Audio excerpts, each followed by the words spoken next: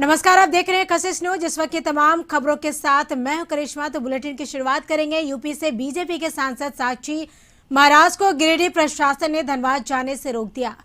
प्रशासन उन्हें 14 दिन क्वारंटीन रखने का निर्देश दिया। गिरिडीह ने प्रशासन के आदेश पर साक्षी महाराज भड़क गए और उन्होंने गिरिडीह डीसी को नसीहत दी कि उन्हें दिल्ली जाने दें, क्योंकि उनकी सोमवार को स्टैंडिंग कमेटी की बैठक है जहां वरिष्ठ सांसद के नेता उन्हें शामिल होना है और अगर वो उन्हें जाने नहीं देंगे तो उन्हें नोटिस आएगा, जिसका जवाब उन्हें देना होगा। साक्षी महाराज ने कहा कि वो अपनी बुजुर्ग मां को देखने आए थे और फिर देखकर जा रहे हैं, इसलिए उन्हें क्वारंटीन नहीं किया जा सकता। वो हवाई मार्ग से आए होते और क्वारंटीन किया जा सकता था। उन्होंने कहा कि प्रशासन को उन्हें जाने देना चाहिए, क्योंकि उन्हें पाकिस्तान और कुवैत से जान का खतरा है। सुरक्षा दृष्टि से उन्हें जाने देना चाहिए। आश्रम है और अपने आश्रम में आता जाता रहता हूँ, वो नया नहीं आया। 97 ईयर की मेरी माता जी, क्या उन्हें देखने नहीं आ सकता? और कल मेरी परसों स्टैंडिंग कमेटी की मीटिंग है, मेरा रिजर्वेशन है वापसी का। मैं यहाँ पर करीब 10:30 बजे करीब आया हूँ, 11:45 बजे चला गया, तो 2 घंटे में क्वारंटीन हो जाता है क्या? 24 घंटे से ज़्यादा कोई रुके तब क्वारंटीन की बात होती है, या कोई एयर से आए तब क्वारंटीन की बात होती है। झारखंड हिंदुस्तान में है, झारखंड हिंदुस्तान से बाहर नहीं है। झारखंड हिंदुस्तान का एक प्रदेश है। झारखंड में हमारी भी सरकार रही है, हम भी सत्ता में हैं, केंद्र में हमारी सरकार है, लेकिन ऐसा नहीं होता। और हम उनकी आज्ञा के बिना तो हम आए नहीं, आज्ञा लेकर के यहाँ आए। हमसे जब ये नहीं, कल हमसे कह दिया पागल कुत्ते नहीं काटा, कल पागल हम बाट से पुंज जाता तो हम आते यहाँ पर क्यों आते? आए और कहा तुरंत चले आई, हम तुरंत चले गए यहाँ से। तो ये तमाशा है, तमाशा बहुत समय तक नहीं रहेगा। ये IAS अधिकारी हैं राहुल सिन्हा, इनको IAS ही रहना है, नियम कानून का काम करना चाहिए। कोई नियम कानून नहीं, लेकिन आपको करेंगे और क्या क्वारंटीन? सवाल ये है, हमें कोई परेशानी नहीं है। हम DM साहब से आग्रह किया और फिर DM साहब पार्लियामेंट जाने से नहीं रोक सकते, स्टैंडिंग कमेटी से नहीं रोक सकते। हम तो वहाँ जाके लेटर देंगे तो इनको तो जवाब, इन्हें तो बुला लिया जाएगा वहाँ पर। नहीं सवाल, मेरी स्टैंडिंग कमेटी की मीटिंग है और स्टैंडिंग कमेटी में DNA का बिल आने वाला है, मैं उसमें वरिष्ठ सांसद हूँ।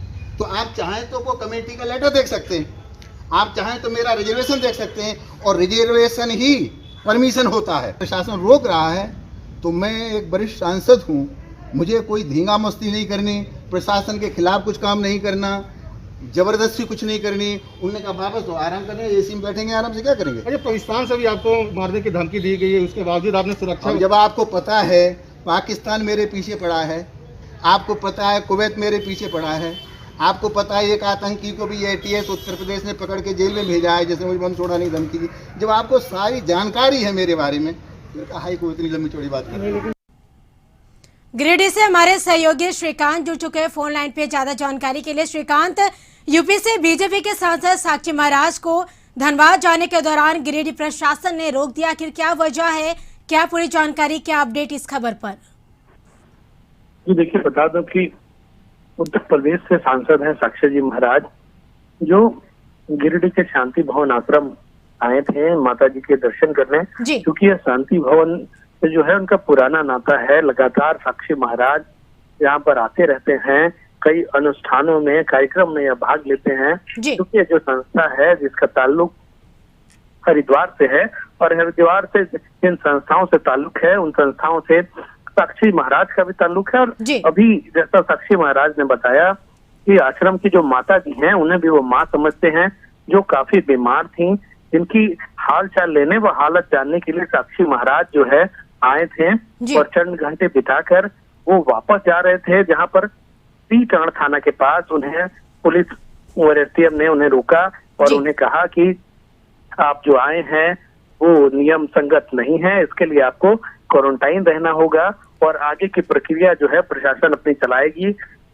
इसको लेकर फिर सांसद को लेते हुए जिला प्रशासन गिरिडीह आ गई और सांसद अपने आश्रम में अभी फिलहाल हैं। प्रशासन ने उन्हें क्वारंटाइन करने जी बिल्कुल श्रीकांत, चलिए तमाम जानकारी के लिए बेहद शुक्रिया।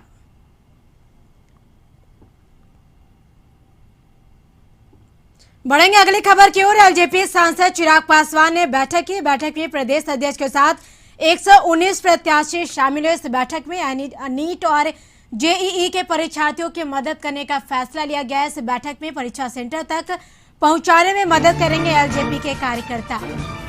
तो एलजेपी सांसद चिराग पासवान ने बैठक की। आपको बता दें कि इस बैठक में प्रदेश अध्यक्ष के साथ तो 119 प्रत्याशी शामिल हुए हैं। तो नीट जेईई के परीक्षार्थियों की मदद करने का फैसला लिया गया। इस बैठक में परीक्षा सेंटर तक पहुंचाने में मदद करेंगे एलजेपी के कार्यकर्ता। तो एलजेपी सांसद चिराग पासवान ने बैठक की। आपको बता दें कि परीक्षा सेंटर तक पहुंचाने में मदद करेंगे एलजेपी के कार्यकर्ता। इस बैठक में प्रदेश अध्यक्ष के साथ 119 प्रत्याशी शामिल हुए। तो नीट और जेईई के परीक्षार्थियों की मदद करने का फैसला लिया गया इस बैठक में।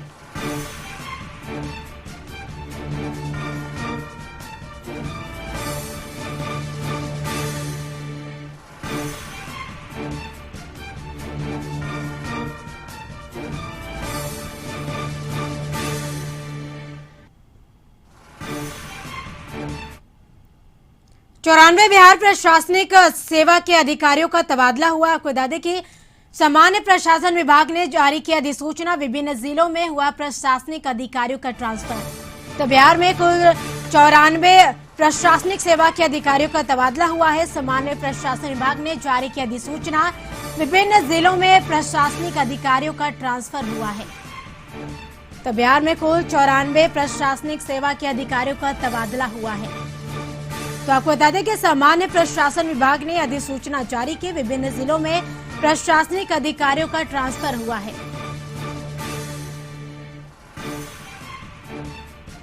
तो 94 आपको बता दें कि कुल 94 बिहार में प्रशासनिक सेवा के अधिकारियों का तबादला हुआ है। अधिक जानकारी के लिए हमारे साथ पटना से हमारे सहयोगी मरगूब आलम जुड़ चुके हैं फोन पे। मरगूब, बिहार में कुल कितने प्रशासनिक अधिकारियों का तबादला हुआ है? सामान्य प्रशासन विभाग ने क्या कुछ अधिसूचना जारी की है?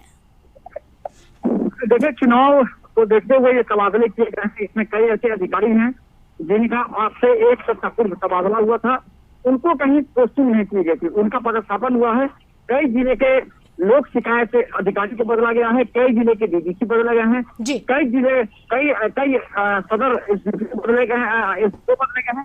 साथ ही साथ कई जिलों में कह सकते हैं कि एडीएम स्तर के अधिकारियों की नियुक्ति हुई है। तो कहीं ना कहीं ये कवायद है चुनाव को लेकर के, और अधिसूचना इस संबंध में जारी कर दिया है विभाग ने। और अब जो चुनाव को लेकर के जो कवायदी थी लगभग ट्रांसफर पोस्टिंग थी, और आज का जो कवायद है वो शायद अंतिम कवायद होगी सामान्य प्रशासन विभाग के द्वारा, क्योंकि आज जितने वैसे बचे हुए अधिकारी थे जिनकी कहीं पोस्टिंग नहीं हुई है, उन सभी की पोस्टिंग राज्य सरकार ने आज कर दिया है। जी बिल्कुल मरगूब, तमाम जानकारी के लिए बेहद शुक्रिया। सीएम नीतीश कुमार ने हाथीदह में गंगा वाटर लिफ्ट प्रोजेक्ट के साइट का निरीक्षण किया है। तो वहीं मुख्यमंत्री ने अधिकारियों को इससे जुड़े कई आवश्यक दिशा निर्देश भी दिए। इस परियोजना से नालंदा, नवादा और गया में अब गंगा जल पहुंच जाएगा। वहीं सीएम नीतीश कुमार ने वाटर स्टोरेज टैंक का भी शिलान्यास किया। गंगा नदी का जल मोकामा के हाथीदह से नालंदा के घोड़ा कटोरा लाने की 2836 करोड़ की गंगा उद्यान योजना में कितनी प्रगति हुई है, इसका सीएम ने निरीक्षण किया। बता दें कि नालंदा के साथ ही नवादा और गया जिलों के लोगों को भी योजना का लाभ मिलेगा। मोकामा से पाइपलाइन के सहारे गंगा जल पहले नालंदा के घोड़ा कटोरा गंगा जल पहुंचेगा, इसके बाद नवादा और गया भी पहुंचाया जाएगा।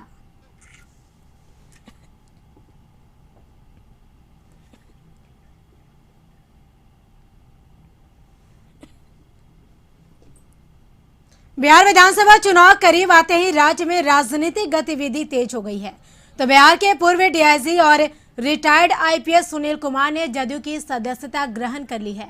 आरजेडी नेता हर्षवर्धन ने भी लालटेन त्याग कर जदयू का तीर थाम लिया। जदयू में शामिल हुए पूर्व डीजी सुनील कुमार का बयान है, तो हमने पुलिस के विभिन्न पदों पर काम किया, हमने अधिकारी रहते हुए बिना भेदभाव के कार्रवाई की। अब जदयू में मौका मिला है, सीएम नीतीश कुमार के नेतृत्व में काम करूंगा। जदयू की ओर से जो काम दिया जाएगा उसे पूरा करूंगा। तो आपको बता दें कि पूर्व डीआईजी सुनील कुमार ने यह बयान दिया है। बिहार के लोकप्रिय मुख्यमंत्री नीतीश कुमार जी को धन्यवाद देना चाहूँगा कि उन्होंने हमें आज जनता दल में जगह दी। की पहचान एक सक्षम अधिकारी के रूप में बिहार में उसको आप डाउनग्रेड मत करिए। और नीतीश कुमार जी को कोई काट नहीं। बिहार में दलित वर्ग के उत्थान के लिए जो उनका नारा था, न्याय के साथ विकास, न्याय के साथ विकास का क्या, कई बार उन्होंने सभाओं में कहा, न्याय के साथ विकास का अर्थ था कि समाज के हर तबके के साथ न्याय और उनका विकास। बिहार विधानसभा चुनाव से पहले सत्ता पक्ष और विपक्ष ने एक दूसरे पर हमला तेज कर दिया है। इसी कड़ी में आज जेडी नेता तेजस्वी यादव ने प्रेस कॉन्फ्रेंस कर बिहार सरकार पर जमकर हमला बोला। तेजस्वी ने बाढ़ और कोरोना के मसले पर सरकार को घेरा। उन्होंने कहा कि बिहार में बाढ़ और कोरोना से जनता त्रस्त है, तो बाढ़ से 84 लाख की आबादी प्रभावित है। वहीं मेरे कहने पर सीएम नीतीश कुमार ने बाढ़ ग्रस्त इलाकों का दौरा किया। सीएम नीतीश को सिर्फ अपनी कुर्सी की चिंता है। उन्होंने आगे कहा कि कोरोना को लेकर जो आंकड़े जारी किए जा रहे हैं उसमें से भी कई गड़बड़ियां हैं।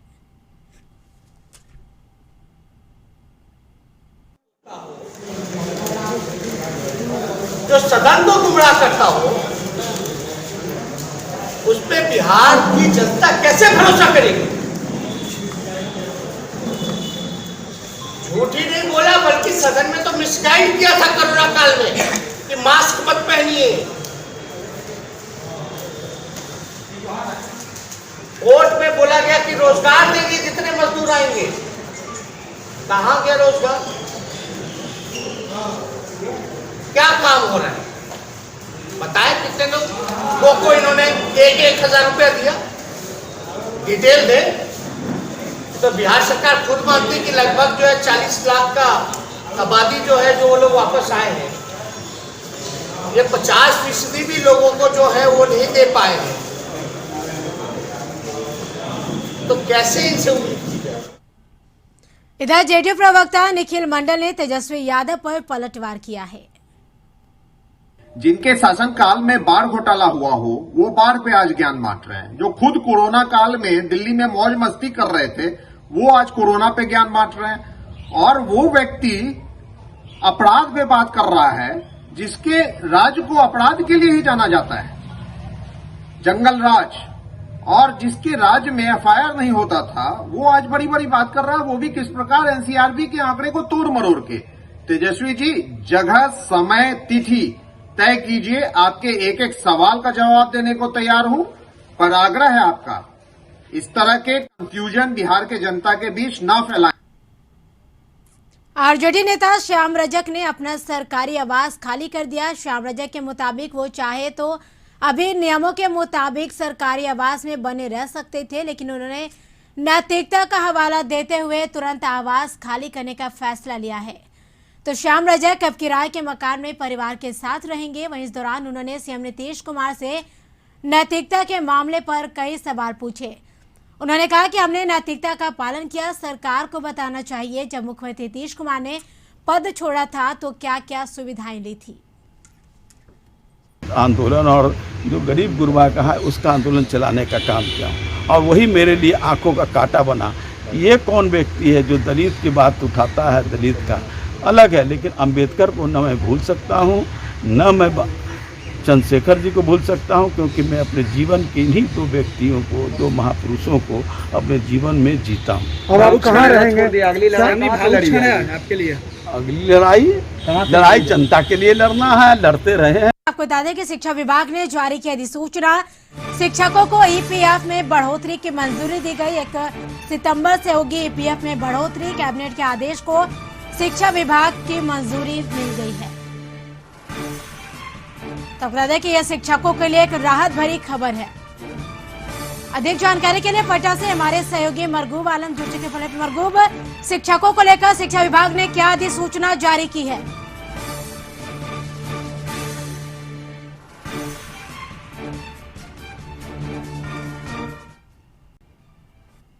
समान कह सकते हैं कि उनकी जो मांग थी उस मांग के परिप्रेक्ष्य में उनका सेवा शर्त के साथ साथ अनुकंपा का नौकरी, साथ ही ईपीएफ और वेतन बढ़ोतरी की प्रस्ताव को मंजूरी दिया गया था। आज शिक्षा विभाग ने 1 सितंबर से 2018 1 सितंबर से नियोजित शिक्षकों के ईपीएफ की बढ़ोतरी की अधिसूचना को जारी कर दिया है। ये बहुत महत्वपूर्ण इसलिए है कि अब इनको इसका लाभ 1 सितंबर से मिलना शुरू हो जाएगा। जी। 13% इनके वेतन से कटेगा और 13% राज्य सरकार अपने ओर से देगी। तो इसका सीधा मतलब है कि कहीं ना कहीं राहत भरी खबर है। चुनाव से पहले ये पूरी कवायदें की जा रही हैं कि कोई असंतुष्ट न रहे। और आज का ये शिक्षा विभाग का अधिसूचना शिक्षकों के लिए राहत भरी खबर के साथ साथ एक मैसेज देता है कि आने वाला जो अप्रैल है उस अप्रैल से इनको वेतन वृद्धि का लाभ मिलेगा। इसको लेकर के भी राज्य सरकार आने वाले दिनों में अधिसूचना जारी करेगी। तो शिक्षकों को बड़ी राहत राज्य सरकार ने दी है और आज ईपीएफ का लाभ 1 सितंबर से इनको मिलना शुरू हो जाएगा। जी बिल्कुल मरगूब, शिक्षकों के लिए एक राहत भरी खबर है ये। फिलहाल चलिए, तमाम जानकारी के लिए बेहद शुक्रिया। बढ़ेंगे अगली खबर की ओर। कांग्रेस विधायक रामदेव राय का निधन हो गया। आपको बता दें कि बेगूसराय के बछवाड़ा से विधायक थे। पटना के निजी अस्पताल में अंतिम सांसें ली। रामदेव राय का 81 वर्ष की आयु में निधन हो गया। 6 बार कांग्रेस की टिकट पर विधायक रहे थे, 1 बार निर्दलीय विधायक रहे थे। आपको बता दें कि रामदेव राय के निधन पर शोक जताया गया है। आपको बता दें बिहार के नेताओं ने शोक जताया है।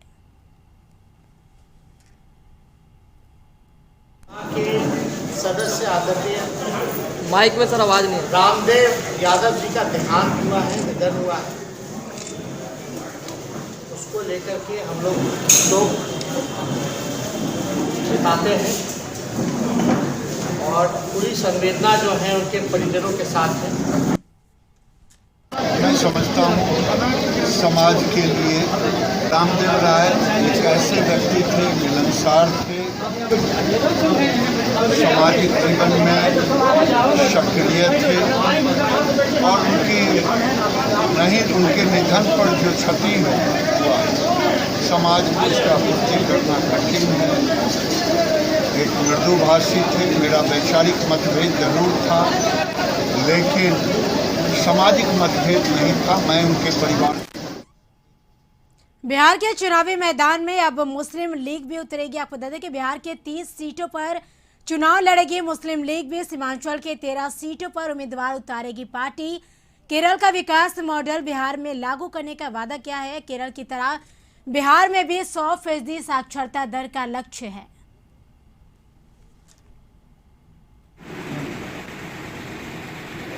तो इस पर भी हमको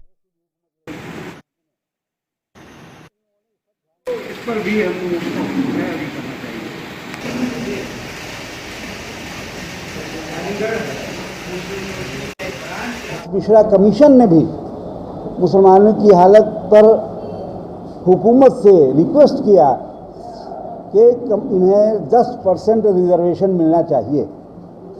ये रंगनाथ मिश्रा कमीशन ने भी है, लेकिन किसी भी हुकूमतों ने, किसी भी पार्टी की हुकूमत हो, यहाँ जनता पार्टी की भी हुकूमत रही, कांग्रेस की भी हुकूमत रही, तो इन लोगों ने इस पर ध्यान नहीं दिया और कुछ नहीं किया।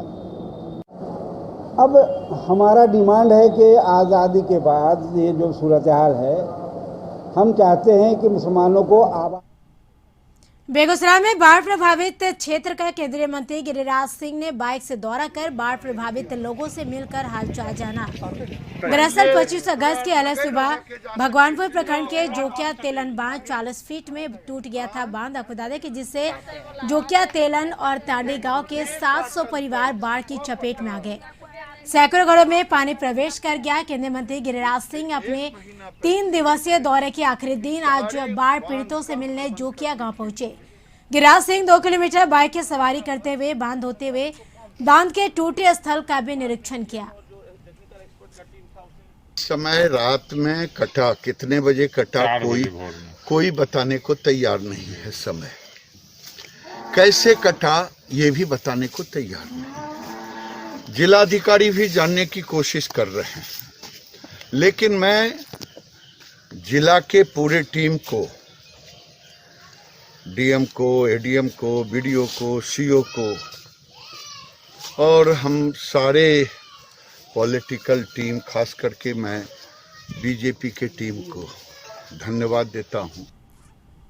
गोपालगंज में गंडक नदी के जलस्तर कम होने के बाद जहां कटाव शुरू हो गया है, वहीं इस कटाव की वजह से ग्रामीणों में दहशत का माहौल है। सारण तटबंध के टूटने के बाद एक तरफ जहां जिला प्रशासन से लेकर बाढ़ नियंत्रण विभाग को परेशानी का सामना करना पड़ा, वहीं जिले में कुल 11 जगहों पर बांध के टूटने से लगभग 4 प्रखंडों के 2.5 से 3 लाख लोग प्रभावित हुए हैं। और हम लोग पहले से भी मांग करते रहे हैं कि इस साल अटैक करेगा नदी और इस पर समय रहते ध्यान देने की जरूरत है। आज बढ़िया से इस पर ध्यान दिया गया रहता तो इतना भयावह स्थिति नहीं होती। जितने ग्रामीण है सब दहशत में है और दहशत का एकमात्र कारण है कि अधिकारी जो संबंधित अधिकारी है बहुत शिथिल है और शिथिलता की वजह से लोगों में भय व्याप्त है, जिससे इतना भय लग रहा है कि नदी कभी भी अगर स्पर को तोड़ती है तो बांध को तोड़ने में थोड़ा सा भी समय। अब बात बिहार में बढ़ते कोरोना मामले की करेंगे तो आपको बता दें कि बिहार में कोरोना के एक साथ 2,87 नए मामले सामने आए हैं बिहार में कोरोना के। तो बिहार में कोरोना के कुल 19,815 एक्टिव केस है। पटना में 315, मधुबनी में 112, अररिया में 104 नए केस है, गोपालगंज में 104, मुजफ्फरपुर में 98, पूर्णिया में 81 नए मरीज मिले हैं।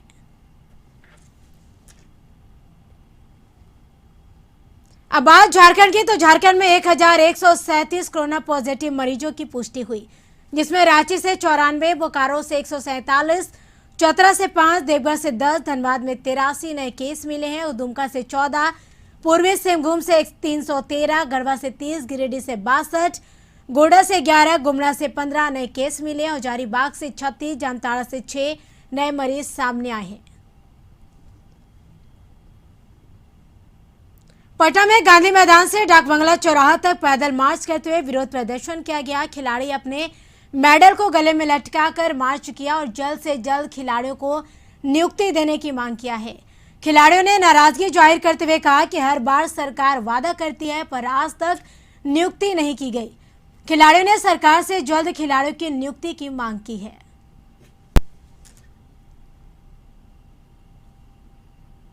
माननीय मुख्यमंत्री आदरणीय नीतीश कुमार जी का ड्रीम प्रोजेक्ट है कि हर वर्ष हर खेल से 5 खिलाड़ियों को नौकरी देंगे। 2014-15 में जो विज्ञापन निकला उसमें जिन खिलाड़ियों ने आवेदन किया उसमें से आधे से अधिक खिलाड़ी अभी तक भटक रहे हैं, उनको नियुक्ति ही नहीं दी जा रही है और नियुक्ति प्रक्रिया बंद की हुई है। भाई ये आखिर किन अधिकारियों ने किया? दोषी अधिकारियों पर सरकार कार्रवाई क्यों नहीं करती? अररिया के कुशियार गांव में बिजली की चपेट में आने से बिजली मिस्त्री की मौत हो गई, जिसके बाद ग्रामीणों ने शव को सड़क पर रखकर प्रदर्शन किया और मुआवजे की मांग की। नगर थाना पुलिस घटनास्थल पर पहुंची, किसी तरह जाम को हटवाया। दरअसल बिजली के पोल पर काम के दौरान 11,000 वोल्ट के चपेट में आने से बिजली मिस्त्री की मौत हो गई। पटना सिटी के दीदारगंज थाना क्षेत्र में सीबीएम भट्टा इलाके में उस वक्त अफरा तफरी मच गई जब दीदारगंज थाना के क्विक मोबाइल के जवान एक व्यक्ति को गिरफ्तार करने पहुंची। बताया जा रहा है कि क्विक मोबाइल के जवान विवेक कुमार ने शराब मामले में भोला राय नामक व्यक्ति से 2 लाख रुपए की मांग की थी। पैसे नहीं देने पर भोला राय को गिरफ्तार करने पहुंची थी और छापेमारी के दौरान शराब नहीं मिलने पर भोला राय से जबरन 2 लाख रुपए की मांग की जा रही थी। भागलपुर लोधीपुर थाना क्षेत्र में किसी बड़ी घटना को अंजाम देने पहुंचे एक नवयुवक अपराधी को हथियार के साथ ग्रामीणों के सहयोग से पुलिस के हत्थे चढ़ गया। बताया जा रहा है कि एक अपराधी नवयुवक लोधीपुर थाना क्षेत्र के कोड़ा गेट के समीप कमर में खोसे हुए हथियार के साथ जिनके ग्रामीणों ने देख लिया। ग्रामीणों को देख नवयुवक भागने का प्रयास करने लगा, जहां ग्रामीणों ने खदेड़ कर उस युवक को पकड़कर बिजली के पोल में बांध दिया। पुलिस को सूचना देकर नवयुवक अपराधी को पुलिस के हवाले कर दिया। इसी के साथ इस वक्त बुलेटिन में फिलहाल इतना ही। आप देखते रहिए कशिश न्यूज। मुझे दीजिए इजाजत। नमस्कार।